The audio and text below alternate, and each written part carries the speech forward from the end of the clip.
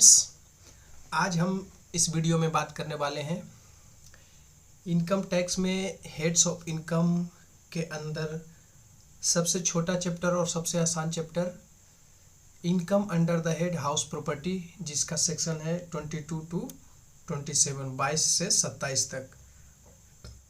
तो इस वीडियो में हम सिर्फ रिवीजन करेंगे और जल्दी से करेंगे, क्योंकि ये वीडियो बनाने का तात्पर्य है कि आप हेड्स ऑफ इनकम में सारे पढ़ चुके हैं और मैं सिर्फ रिवीजन करवा रहा हूँ ताकि आपको दोबारा से याद हो जाए। ये मेनली सीए इंटर एग्ज़ाम के लिए है। वैसे स्टूडेंट जो सीए इंटर का एग्ज़ाम दे रहे हैं तो ये वीडियो उस समय देखना है जब आप एग्ज़ाम देने जा रहे हैं, उससे सिर्फ 2-3 घंटे पहले आप देख लें। आपको हेड्स ऑफ इनकम का ये हाउस प्रॉपर्टी का टोटल कॉन्सेप्ट क्लियर हो जाएगा, क्योंकि पढ़े हुए तो रहते हैं, बस उस समय याद आने के लिए एक बार रिवीजन करना ज़रूरी होता है। और वैसे लोग भी जो जानकारी रखना चाहते हैं वो भी आसानी से देख सकते हैं, क्योंकि इसमें हेड्स ऑफ इनकम के अंदर हाउस प्रॉपर्टी सबसे इजी चैप्टर है और सबसे छोटा है। तो हम आपसे रिक्वेस्ट करते हैं, यदि आप हमारे इस चैनल पर पहली बार आए हैं तो कृपया हमारे इस चैनल को सब्सक्राइब करें। वीडियो यदि पसंद आएगा तो ज़रूर लाइक करें, ताकि हमें थोड़ा और मोटिवेशन मिले और हम इसी तरह से अच्छे वीडियो बनाते रहें। और कोई क्वेरी हो तो आप हमें कमेंट करके पूछ सकते हैं। तो आइए चलते हैं वीडियो पे। देखिए, यहाँ heads of income under the head house property section है 22 से 27 तक। सबसे पहला आता है बेसिस ऑफ चार्ज। कोई भी हेड्स ऑफ इनकम का सबसे पहले होता है बेसिक ऑफ चार्जिंग सेक्शन, जिसे हम चार्जिंग सेक्शन बोलते हैं। इसके अंतर्गत बताया जाता है कि इनकम कहाँ से जनरेट होता है। तो सेक्शन 22 कहता है the annual value of any property comprising of building of land appurtenant thereto of which the assessee is the owner is chargeable to tax under the head income from house property. मतलब land, building और land appurtenant, मतलब building से जुड़ा हुआ कोई ज़मीन है तो उसका भी इनकम जो आएगा वो हेड्स हाउस प्रॉपर्टी के अंदर टैक्सेबल होगा। दूसरा आता है कंडीशन फॉर बिल्डिंग और lands chargeable under house property. क्या क्या कंडीशन है जिसे हम इनकम उससे जो जनरेट होगा वो हाउस प्रॉपर्टी के अंदर टैक्सेबल होगा। तो property should consist of any building और लैंड्स एप्रीटेंट देयर टू, मतलब प्रॉपर्टी किसी बिल्डिंग और उससे जुड़ा हुआ ज़मीन होना चाहिए। Assessee must be the owner of the property. Assessee उस बिल्डिंग का ऑनर होना चाहिए। The property should not be use by the owner for the purpose of any business और प्रोफेशन। प्रॉपर्टी को वो अपने बिजनेस या प्रोफेशन के लिए यूज नहीं कर रहा है, क्योंकि यदि यूज करेगा तो वो पीजीबीपी या अदर सोर्स में टैक्सेबल हो जाएगा। Property held as a stock in trade. उसके बाद फिर तीसरा पॉइंट है कि annual value of let out property. Section 23 है जो सबसे इम्पोर्टेंट है। इसमें हम टोटल कैलकुलेशन बताए हैं। तो इसमें मेनली यहाँ देखिए, यहाँ हम थोड़ा सा आपको बताते हैं कि सबसे पहले ये देखिए, हम जीए भी निकालते हैं। जीए भी कैसे निकालेंगे वो आपको हम यहाँ पे समझाएंगे। उसके बाद जब ग्रॉस एनुअल वैल्यू जीए भी निकल जाता है तो हम इसमें म्यूनसिपल टैक्स एक्चुअली पेड जो किए हैं वो उसका हमें डिडक्शन मिल जाता है। म्यूनसिपल टैक्स एक्चुअली पेड जो हम इस साल पेड किए हैं बस वही डिडक्शन मिलेगा। उसके बाद फिर जब उसे हम लेस करते हैं तो नेट एनुअल वैल्यू निकल जाता है। और उसके बाद फिर हमें डिडक्शन मिलता है सेक्शन 24 के अंतर्गत। तो income under the head house property ये हो जाता है कि टोटल इनकम हमें इतना जनरेट हुआ। ये डिडक्शन अंडर सेक्शन 24 क्या है हम आगे बताएंगे आपको। तो ये हो गया income under the head house property निकालने का बस इतना सा ये कैलकुलेशन है। तो अब हम आते हैं कि जीए भी कैसे निकालते हैं। तो जीए भी देखिए, higher of fair rent and municipal value. तो फेयर रेंट भी आपको दिया रहेगा और म्यूनसिपल वैल्यू भी दिया रहेगा। तो इसमें जो हायर होगा वो लेंगे। और उसके बाद फिर स्टेप 2 में कह रहा है कि लोअर ऑफ स्टेप 1, मतलब इन दोनों में जो हायर होगा वो यहाँ हो जाएगा। और स्टैंडर्ड रेट, मतलब स्टैंडर्ड रेट और स्टेप 1 का जो निकाला हुआ उसमें जो लोअर होगा वो हम लेंगे। तो वो हो जाएगा, जो हम लेंगे वो हो जाएगा एक्सपेक्टेड रेंट। ठीक है। उसके बाद फिर हम उसको कंपेयर करेंगे। स्टेप 3 में compare expected rent with actual rent. यहाँ से स्टेप 1 और स्टेप 2 से कैलकुलेशन करने के बाद हमें एक्सपेक्टेड रेंट प्राप्त हुआ और एक्सपेक्टेड रेंट को हम कंपेयर करेंगे एक्चुअल रेंट से। तो जो कंपेयर करेंगे उसके बाद देखिए केस 1 और 2 में करके बताया गया कि यदि एक्चुअल रेंट एक्सपेक्टेड रेंट से ज़्यादा है देन ग्रॉस एनुअल वैल्यू जीए भी बराबर एक्चुअल रेंट, यहाँ एक निकल गया।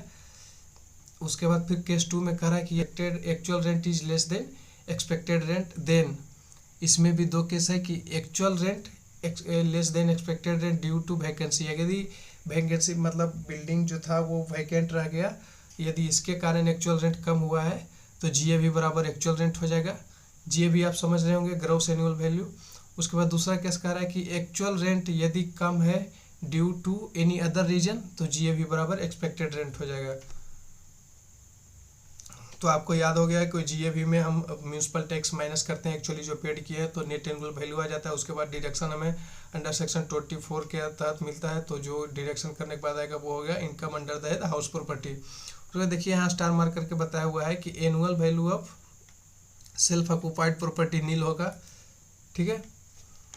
उसके बाद फिर annual value of self occupied property nil हो जाएगा, मतलब एनुअल वैल्यू यहाँ जो निकाला हुआ है नेट एनुअल वैल्यू, यदि सेल्फ ऑक्यूपाइड प्रॉपर्टी है तो उसका नील हो जाएगा। उसके बाद फिर बता if more than one house property is self occupied any one of the house property annual value is nil at this option and other would be deemed to be let out and the GAV is expected rent, ठीक है। तो यदि आपके पास यदि किसी SSC के पास एक से ज़्यादा प्रॉपर्टी है, बिल्डिंग है, तो दोनों में से किसी एक को आपके ऑप्शन पर है कि किसे आप सेल्फ ऑक्यूपाइड मानते हैं, और एक ही बिल्डिंग का वो आपको सेल्फ ऑक्यूपाइड माना जाएगा और दूसरे के लिए वो डीम्ड लेट आउट हो जाएगा, और जिसका GAV हो जाएगा एक्सपेक्टेड रेंट। एक्सपेक्टेड रेंट यहाँ एक्सपेक्टेड रेंट कहीं से निकालते हैं, आपको पता है कि फेयर रेंट और म्यूनसिपल वैल्यू में जो ज़्यादा होता है और सब्जेक्ट टू स्टैंडर्ड रेंट में जो कम है। तो ये हो गया। तो सेक्शन 22 हो गया जो चार्जिंग सेक्शन था। सेक्शन 23 हो गया जिसमें हम नेट एनुअल वैल्यू निकालना सीखे हैं। उसके बाद फिर आ जाता है डिडक्शन, सेक्शन 24। तो सेक्शन 24 डिडक्शन हमें कैसे मिलता है, तो GAV माइनस म्यूनसिपल टैक्स, उसके बाद नेट एनुअल वैल्यू आता है, उसके बाद हमें अंडर सेक्शन 24 डिडक्शन मिलता है। तो आइए अब हम डिडक्शन सीखते हैं। Deduction from annual value under section 24। तो ए है दो डिडक्शन मिलता है, तो 30% ऑफ एनुअल वैल्यू, मतलब एनुअल वैल्यू कैसे निकलता है, gross annual value minus municipal tax बराबर नेट एनुअल वैल्यू, तो उसका 30%। और उसके बाद फिर इंटरेस्ट ऑन बोरोड कैपिटल। तो यदि आप घर बनाने के लिए खरीदे हैं या कंस्ट्रक्शन के लिए, रिनोवेशन के लिए यदि आप लोन लिए हैं तो उस पर जो इंटरेस्ट बनता है उस पर अभी आपको डिडक्शन मिल जाएगा। ये कितना मिलेगा हम आगे जानेंगे। देखिए यहाँ पे लिखा हुआ है pre construction interest allowable as deduction in 5 equal installment from the previous year of completion of construction और एक्विजिशन। मतलब प्री कंस्ट्रक्शन इंटरेस्ट वो है कि यदि आप घर बनाने के पहले जो लोन लिए हैं, तो घर बनाने के पिछले फाइनेंशियल ईयर तक, जिस साल कंप्लीट हुआ है उस फाइनेंशियल ईयर तक हम जितना भी इंटरेस्ट कैलकुलेट होगा उसको 5 इक्वल इंस्टॉलमेंट में डिवाइड करेंगे, और अगले फाइनेंशियल ईयर में एक एक इंस्टॉलमेंट उसमें का डिडक्शन हमें मिलेगा। करेंट ईयर का इंटरेस्ट और पिछला जो इंस्टॉलमेंट आ गया 5 इक्वल जो हम बांटे हैं वो इंटरेस्ट करके डिडक्शन मिलेगा। देखिए यहाँ इंटरेस्ट बराबर लिखा हुआ है प्री कंस्ट्रक्शन इंटरेस्ट जो 5वां भाग होगा प्लस करेंट ईयर इंटरेस्ट, ठीक है। उसके बाद फिर केस एक आता है कि इंटरेस्ट में कितना कितना हमें डिडक्शन मिलेगा, कितना कितना हम ले सकते हैं। तो case A let out property जो हम किराए पे लगाए हुए हैं, interest fully allowed as deduction without any limit, no restriction on maximum of ₹2 lakh. मतलब आप कितना भी डिडक्शन ले सकते हैं, इसमें इंटरेस्ट का कोई लिमिट नहीं है यदि आपका प्रॉपर्टी लेट आउट है, किराए पे यदि आप लगाए हुए हैं तो। उसके बाद फिर केस बी है कि सेल्फ ऑक्यूपाइड प्रॉपर्टी। यदि सेल्फ ऑक्यूपाइड प्रॉपर्टी है तो आप कितना ये इंटरेस्ट के रूप में डिडक्शन ले सकते हैं। तो पहला केस है लोन टेकन ऑन और आफ्टर 1/4/1999। यदि आप 1/4/1999 के बाद लोन लिए हैं तो इसमें भी कंडीशन है कि लोन टेकन फॉर एक्विजिशन और कंस्ट्रक्शन, आप लोन लिए हैं सिर्फ एक्विजिशन और कंस्ट्रक्शन के लिए, कंप्लीट हुआ गया है 5 वर्ष के अंदर, और interest allows A deduction maximum of ₹2 lakh. यदि आप कंडीशन ये दोनों सेटिस्फाइड करते हैं तो आपको मैक्सिमम डिडक्शन 2 लाख रुपए तक मिल जाएगा। कि क्या क्या कंडीशन है कि आप लोन लिए हैं 1/4/1999 पहले एक्विजिशन और कंस्ट्रक्शन के लिए, और आप जो लिए हैं वो 5 साल के अंदर कंप्लीट हो गया तो आपको 2 लाख का इंटरेस्ट डिडक्शन मिल जाएगा। यदि आप लोन टेकन बिफोर 1/4/1999, यदि 1/4/1999 का पहले लिए हैं, loan taken for acquisition construction repair renovation और reconstruction at any time point of time, मतलब यदि 1/4/1999 के पहले आप कभी भी लिए हैं loan acquisition construction repair renovation करने के लिए, तो इंटरेस्ट अलाउड है मैक्सिमम 30,000 रुपये तक आपको डिडक्शन मिल जाएगा। तो ये हो गया डिडक्शन अंडर सेक्शन 24। पहला था 30% ऑफ एनुअल वैल्यू। उसके बाद फिर इंटरेस्ट में कितना आ जाएगा, तो इंटरेस्ट में आएगा लेट आउट प्रॉपर्टी में कोई लिमिट नहीं है, आप कितना भी ले सकते हैं, इसमें 2 लाख का कोई लिमिट नहीं है। और सेल्फ ऑक्यूपाइड प्रॉपर्टी में यदि आप 1/4/1999 के बाद लोन लिए हैं तो आपको मैक्सिमम 2 लाख रुपए का डिडक्शन मिल जाएगा। उसमें भी कंडीशन है कि यदि आप लोन लिए एक्विजिशन और कंस्ट्रक्शन के लिए और 5 साल के अंदर कंप्लीट कर दिए। यदि 1/4/1999 पहले आप लोन लिए हैं और वो लिए हैं रिनोवेशन, एक्विजिशन, कंस्ट्रक्शन करने के लिए कभी भी एनी पॉइंट ऑफ टाइम, तो आपको मैक्सिमम डिडक्शन 30,000 रुपये का मिल जाएगा। उसके बाद फिर है inadmissible deduction under section 25। Section 24 complete होने के बाद आते हैं सेक्शन 25 पर। तो इसमें बताता है कि interest deduction not allowed. Interest कब कब आपका अलाउड नहीं होगा as a deduction. Payable outside India, यदि आप इंटरेस्ट आउटसाइड इंडिया पेड कर रहे हैं और there is no person in India and who may be treated as an agent, मतलब आप आउटसाइड इंडिया जो पेमेंट कर रहे हैं उसका कोई भी एजेंट भारत में उपस्थित नहीं है तो आपको इंटरेस्ट का डिडक्शन नहीं मिलेगा अंडर सेक्शन 25। उसके बाद फिर आता है 25A, जो नया सेक्शन है, काफ़ी इंपॉर्टेंट है CA इंटरमीडिएट एग्जाम के लिए। Taxability of recovery of unrealise rent and arrears of rent, revise section 25A। इसमें क्या कहता है कि taxable in the year of receipt और रियलाइजेशन, मतलब यदि आपको अनरियलाइज रेंट या एरियर ऑफ रेंट रिसीव हुआ है तो आपको कैसे टैक्स देना होगा। तो taxable in the year of receipt, आप जब ये रिसीव करते हैं एरियर ऑफ रेंट या अनरियलाइज रेंट, तो जिस साल आप रिसीव किए उसी साल टैक्सेबल होगा। कैसे टैक्सेबल होगा, डिडक्शन एज द रेट 30% आपको रेंट का डिडक्शन मिल जाएगा, जो आप रिसीव किए उसमें 30% का डिडक्शन मिल जाएगा। टैक्सेबल इवन टैक्सेबल आप तब भी होंगे यदि आपके पास वो प्रॉपर्टी ना भी हो, फिर भी आप टैक्सेबल हो जाएंगे। उसके बाद फिर सेक्शन 25 हो जाने के बाद हम आते हैं 26 सेक्शन 26, जो बताता है को ऑन्ड प्रॉपर्टी। इसमें को ऑन मतलब 2 या 2 से अधिक आदमी यदि प्रॉपर्टी को हेल्ड करते हैं, यदि वो मालिक हैं तो कैसे कैसे टैक्सेबल होगा। यदि सेल्फ ऑक्यूपाइड प्रॉपर्टी है, 2 मालिक हैं और दोनों उसी में रह रहे हैं, देन एनएवी विल नील, मतलब नेट एनुअल वैल्यू नील हो जाएगा। Each owner entitled to a deduction of ₹30,000 या 2 लाख एज द केस में भी। यहाँ पर आप देखे थे सेल्फ ऑक्यूपाइड प्रॉपर्टी में कैसे कैसे डिडक्शन मिलता है, तो यही कर रहा है कि 30,000 या 2 लाख रुपए तक डिडक्शन मिल सकता है, जबकि एनएवी नील होगा तब पर भी इतना डिडक्शन आप क्लेम कर सकते हैं। ठीक है। उसके बाद फिर लेट आउट यदि है तो क्या होगा, income from property shall be computed as one owner. यदि 2 या 2 से उससे अधिक मालिक हैं तो सबसे पहले हम इनकम उसका ऐसे निकालेंगे जैसे कि वो सिंगल ओनर है। उसके बाद जब income under the head house property total निकल जाएगा, कैलकुलेट हो जाएगा, उसके बाद हम जिसका जैसे शेयर रहेगा उसमें कैलकुलेट कर देंगे। ठीक है। उसके बाद फिर लास्ट सेक्शन जो है वो डीम्ड ओनरशिप का आता है, सेक्शन 27। डीम्ड ओनरशिप मतलब उसे माना जा रहा है कि वही ओनर है, जिसे यहाँ लिखा हुआ है not legal owner but deemed, मतलब लीगल ओनर नहीं है बट उसे माना जाएगा कि वही ओनर है। Transfer of property to any other without adequate consideration except minor married doctor.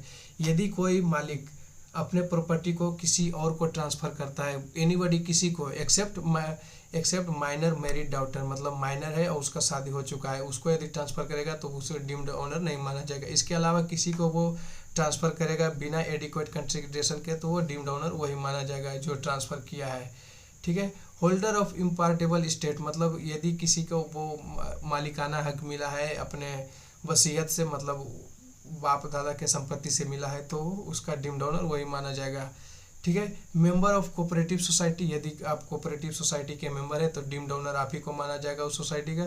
उसके बाद फिर person in possession of a property, यदि किसी आदमी के पास यदि किसी का प्रॉपर्टी है, यदि उसके पास है तो वो उसी को माना जाएगा कि वही ओनर है। Person having right in a property for period not less than 12 year, यदि किसी पर्सन के पास कोई प्रॉपर्टी है जिसपे उसका अधिकार है 12 साल से कम 12 साल से ज़्यादा है तो वो डीम्ड ओनर वही माना जाएगा। तो ये हो गया टोटल हाउस प्रॉपर्टी का फास्ट ट्रैक रिवीजन।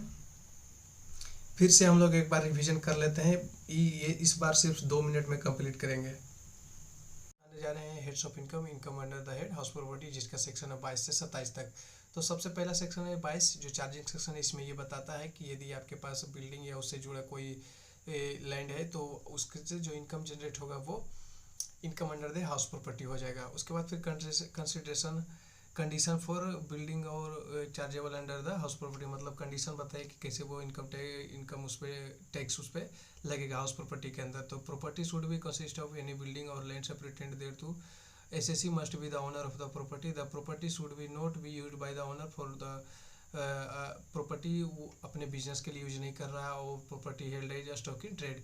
उसके बाद फिर आता है सेक्शन 23 जिसमें हम बताए थे कि नेट एनुअल वैल्यू हम कैसे कैलकुलेट करते हैं। तो सबसे पहले ग्रॉस एनुअल वैल्यू पर आते हैं। ग्रॉस एनुअल वैल्यू में हम लेस करते हैं म्यूनसिपल टैक्स को। म्यूनसिपल टैक्स को लेस करने के बाद हमें प्राप्त होता है नेट एनुअल वैल्यू, जिसमें हम डिडक्शन अंडर सेक्शन 24 लगाते हैं और उसके बाद हमें प्राप्त होता है income under the house property. तो जीए भी कैसे निकालते हैं? जीए भी सबसे पहले हम निकालते हैं फेयर रेंट और म्यूनसिपल वैल्यू को हम कंपेयर करते हैं, जो दोनों क्वेश्चन में ही दिया रहता है। फेयर वैल्यू और म्यूनसिपल वैल्यू को कंपेयर करने के बाद जो हायर रहता है उसको लेकर हम स्टैंडर्ड रेंट भी गिवन रहता है, उससे हम कंपेयर करते हैं। और स्टैंडर्ड रेंट और स्टेप 1 से जो कैलकुलेट होता है उसका जो लोअर होता है उसे हम एक्सपेक्टेड रेंट कहते हैं। एक्सपेक्टेड रेंट जब आता है तो स्टेप 3 में हम करते हैं कंपेयर करते हैं कि एक्चुअल रेंट और एक्सपेक्टेड रेंट में कौन ज़्यादा है। तो उसमें भी केस 1 है कि यदि एक्चुअल रेंट एक्सपेक्टेड रेंट से ज़्यादा है देन जीएवी बराबर actual rent, gross annual value बराबर एक्चुअल रेंट। यदि एक्चुअल रेंट एक्सपेक्टेड रेंट से कम है तो उसमें दो केस है। पहला केस है कि यदि वैकेंसी के कारण एक्चुअल रेंट कम है तो जीएवी बराबर एक्चुअल रेंट, और उसके बाद फिर यदि एनी अदर रीजन है तो जीएवी बराबर एक्सपेक्टेड रेंट। तो एक्सपेक्टेड रेंट कब कब हो सकता है? Annual value of self occupied तो प्रॉपर्टी का नील होता है, और दूसरा है कि यदि आपके पास एक या उससे अधिक संपत्ति है, बिल्डिंग है, तो आपके ऑप्शन पर है कि आप किसे सेल्फ ऑक्यूपाइड मानना चाहते हैं और उसका नील हो जाएगा एनुअल वैल्यू। और उसके बाद फिर दूसरा जो बिल्डिंग है उसे हम डीम्ड लेट आउट करके और उसका जीएवी बराबर एक्सपेक्टेड रेंट हो जाता है। तो एक्सपेक्टेड रेंट कब होगा? जब हमारे पास एक से अधिक बिल्डिंग है। तो उसके बाद फिर 22 हो गया, 23 हो गया। अब आते हैं 24 पर। 24 सेक्शन में कहता है कि डिडक्शन में क्या है कि 30% of annual value. Annual value कब निकलता है? तो जीएवी में हम म्यूनसिपल टैक्स पेड करते हैं तो एनुअल वैल्यू निकलता है, तो उसका 30% का डिडक्शन मिल जाता है। उसके बाद फिर दूसरा है कि इंटरेस्ट पर हमें डिडक्शन मिलता है। इंटरेस्ट पे डिडक्शन कब कब मिलता है?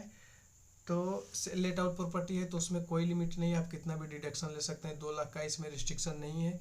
उसके बाद फिर प्री कंस्ट्रक्शन इंटरेस्ट पे कैसे हमें डिडक्शन मिलता है कि मतलब बिल्डिंग कंप्लीशन से पहले का जो टोटल इंटरेस्ट है उसको 5 भाग में हम डिवाइड कर देते हैं और उसके अगले फाइनेंशियल ईयर में 5वां भाग करके 5 बार हम डिडक्शन ले लेते हैं। देखिए इंटरेस्ट बराबर क्या होगा, यदि हम लोन लिए हैं तो प्री कंस्ट्रक्शन इंटरेस्ट 5वां भाग प्लस करेंट ईयर इंटरेस्ट, ठीक है। तो अब उसके बाद फिर आता है लेट आउट में कोई लिमिट नहीं, आप कितना भी इंटरेस्ट का डिडक्शन ले सकते हैं। सेल्फ ऑक्यूपाइड प्रॉपर्टी में यदि आप 1/4/1999 के पहले लोन लिए हैं और यदि आप 5 साल के अंदर कंप्लीट कर दिए हैं तो आपको 2 लाख रुपये का डिडक्शन मिल जाएगा, और आप लोन लिए हैं सिर्फ एक्विजिशन और कंस्ट्रक्शन के लिए, ये बात ध्यान देना जरूरी है। उसके बाद फिर दूसरा कंडीशन है कि लोन टेकन बिफोर 1/4/1999 के, यदि आप पहले लोन लिए हैं तो आपको सिर्फ 30,000 रुपये का डिडक्शन मिलेगा। उसके बाद फिर सेक्शन 24 कंप्लीट होने के बाद हम आते हैं सेक्शन 25 पर, जो बताता है कि आपको डिडक्शन इंटरेस्ट का कब कब नहीं मिलेगा।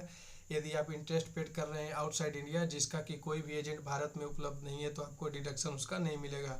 उसके बाद फिर आते हैं सेक्शन 25 है जो बताता है कि अनरियलाइज रेंट और एरियर ऑफ रेंट को टैक्सेबल कैसे होगा। तो वो जब टैक्सेबल है, यदि आप जिस फाइनेंशियल ईयर में आप रिसीव कर रहे हैं उसी फाइनेंशियल में आपको टैक्सेबल होगा, सिर्फ 30% डिडक्शन के साथ आपको मिल जाएगा, 30% सिर्फ डिडक्शन मिल जाएगा। यदि आप उस प्रॉपर्टी के अब करेंटली आप मालिक ना भी हो फिर भी आप ही के हाथ में वो टैक्सेबल होगा। 25 में भी खत्म हो गया। उसके बाद फिर आते हैं 26 जो बताता है को ऑन प्रॉपर्टी, यदि मतलब एक से अधिक मालिक हो तो क्या करना है।